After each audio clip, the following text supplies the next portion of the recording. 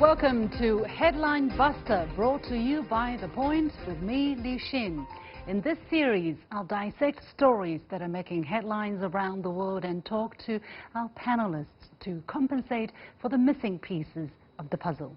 Today, I'm asking, is politicizing COVID-19 the new virus that's spreading among media? Are some media putting politics before people? There's no doubt the coronavirus has gone global. According to the World Health Organization, 85 countries and territories outside China have reported almost 15,000 confirmed cases and 270 deaths as of Thursday. Over 80% of the cases outside China are in just 4 countries: South Korea, Italy, Iran, and Japan. Now, China has over 80,000 confirmed cases and has reported over 3,000 fatalities. 90% of China's cases are in central China's Hubei province. Now, more than 50,000 patients have been cured and released worldwide. Regardless of their political systems or number of cases, countries around the world are stepping up efforts to contain the further spread of the virus. Even countries that have yet to be hit hard are rolling out prevention and control measures. The fear is real and understandable. People want to know what they can do to keep themselves and their loved ones safe. Governments are doing what they can to spread awareness and keep people vigilant without triggering panic. However, instead of looking at the bigger battle against a common threat, some media have decided to shift the conversation from people to politics. They're asking, is COVID-19 China's Chernobyl moment? Chernobyl, of course, refers to the radioactive disaster in 1986 that some say ushered in the downfall of the former Soviet Union. The government at the time infamously tried to cover up the disaster and prevent the residents from knowing how serious the situation was. Now, no matter which crisis China is battling, some media seem bound and determined to promote the idea that it's China's Chernobyl moment.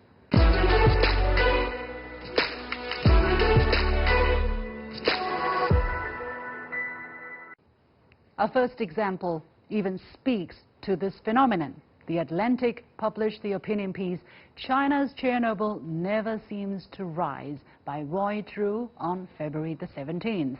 He starts with, for a cottage industry of Western experts, the fall of the Chinese Communist Party is always just one crisis away. The deadly Wenchuan earthquake in Sichuan province and collision of high-speed trains in Wenzhou are just 2 of the examples he uses. He says each of these catastrophes are going to be China's version of Chernobyl, the nuclear leak that revealed and accelerated the terminal decline of the Soviet Union, but that moment has never come. And, he writes, Americans should be skeptical of any coming collapse of China predictions. Why? Because, he argues, the Communist Party of China has a well-defined playbook for handling the deadly crises that have arisen on its watch. Let's take a look at this playbook the author has cobbled together. Step 1. Find a local official to take the blame.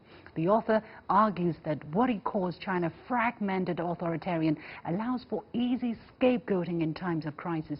For the coronavirus, local officials in Wuhan and Hubei have been blamed for mishandling the outbreak. Jiang Chaoliang, the highest-ranking official in Hubei, recently resigned in disgrace, he writes. Okay, but I want to know, what's the alternative here? Is the author implying that the local officials in Wuhan who did not take the appropriate measures in the crisis should stay in power? I hope not. Step 2, according to the author, respond aggressively, even excessively. When a crisis arises, the central government will take great pains to show that it cares. Well, I should hope so. What government doesn't? When faced with a new virus, a crisis of unknown magnitude, should China's response been a bit more laissez-faire, more of a let's hope for the best and just see what happens approach? I don't think the world would have liked that very much.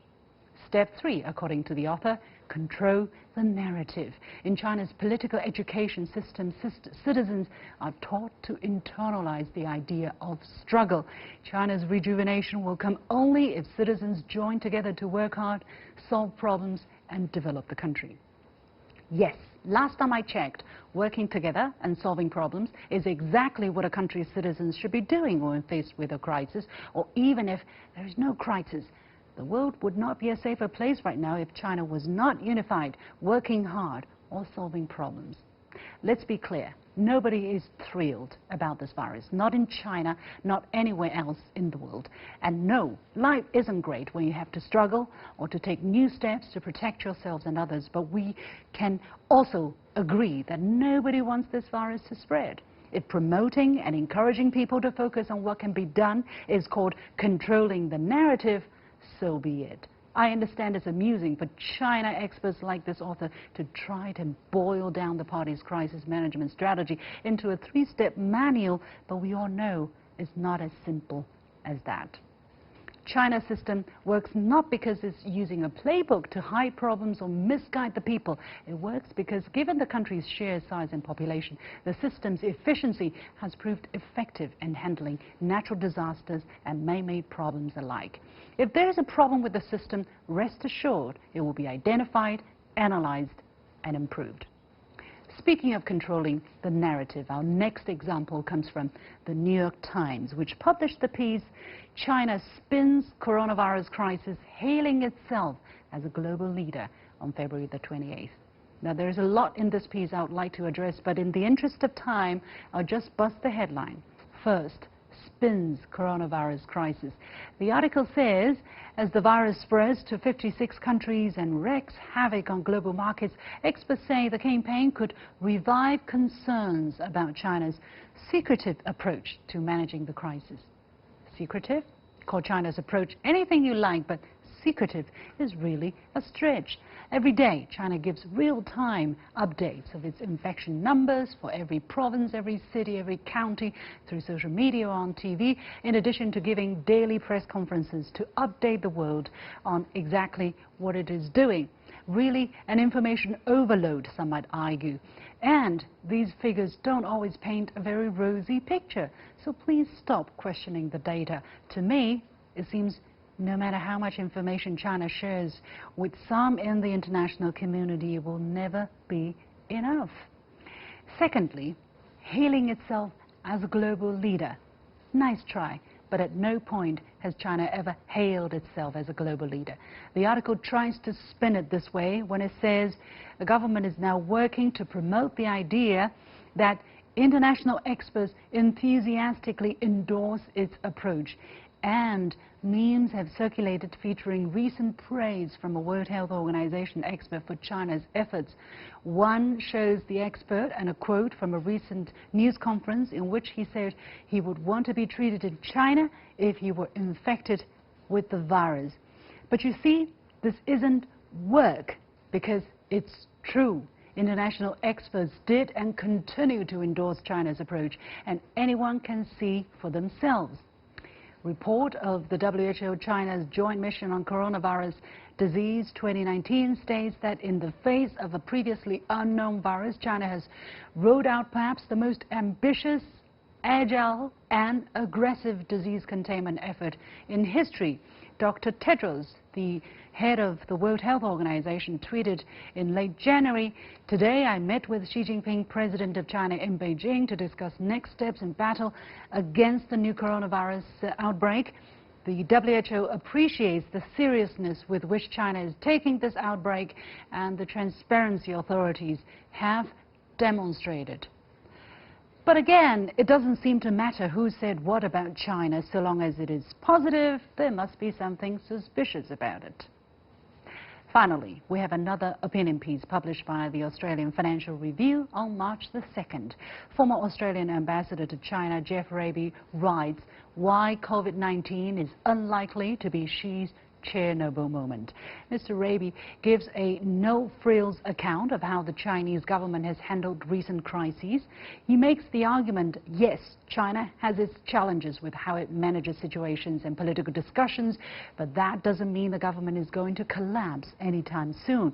He says, clearly, a great deal of public mistrust of the government exists. Equally, there is overwhelming support for the government's narrative that this is a challenge that only the country united under the wise leadership of the Communist Party can confront and defeat, and that foreign commentators generally fail to recognize that support for the party is genuine and widespread. Many outsiders seem to look at the Chinese people and the Chinese government as separate, feuding entities, when actually they are interwoven. He also clears up all the confusion surrounding this irresistible Chernobyl comparison when he says, China today is not the Soviet Union of 1986. China is a highly successful, well-functioning economy that keeps delivering even higher material living standards to its citizens, while its international standing is built on respect. Cynicism exists, but is trumped by the Communist Party's patriotic narrative and the government's performance in delivering on people's expectations. Yes, like radiation, the virus is invisible but dangerous. And yes, China and Chernobyl both start with the same two letters. That's true, but let's stop trying to compare these two, please. We've got more important things to do. Big thanks to the Atlantic piece, though, for inspiring me to write a playbook of my own to help people understand the steps media takes to cover China stories. It would go something like this. First, accuse the Chinese government of doing too little or too much. No matter how much or how little they do, it's wrong. Secondly, call it fake news. Always question the numbers and anything positive other countries or international organizations say about China. Thirdly, control the narrative. Share analysis from anyone outside China, but don't use anything positive from within China.